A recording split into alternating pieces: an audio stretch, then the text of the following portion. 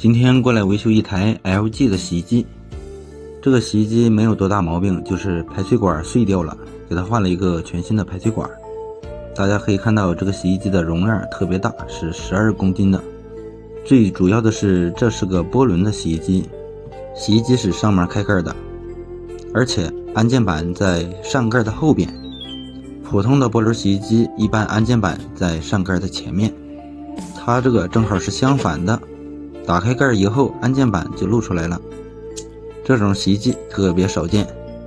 最主要的是这个洗衣机的内筒整个是不锈钢的，看下边像是个波轮，其实不是，它和筒是一体的，并不能单独转动，和滚筒洗衣机的内筒差不多，用手一推整个就转起来了，感觉和波轮洗衣机甩干差不多，但是它就是这样的结构，下边没有单独的轮盘，和转筒是集成到一起的。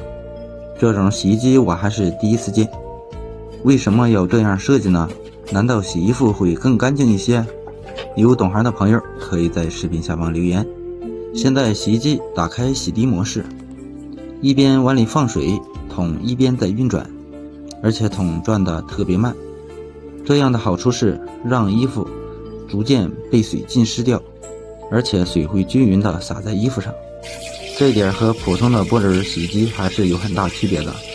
普通的波轮洗衣机正常是水加满以后，轮盘开始旋转，而这款洗衣机是边加水，内筒边运转，看上去和滚筒洗衣机差不多。说白了就是把滚筒洗衣机给立起来了。水加完以后，里边的内筒开始旋转起来，左一下右一下，看起来转得特别有劲。不过打开盖以后立马就报警了，需要盖上盖才能继续运转。现在咱们设定到脱水，看一下甩干怎么样。这根管就是我刚刚给它更换的，原来的管子老化了，一碰就稀碎，没法用。水放完以后甩干正常，重新加水进行测试，还是边加水桶边旋转。为什么国产的洗衣机没有这么设计的？难道这么设计成本高？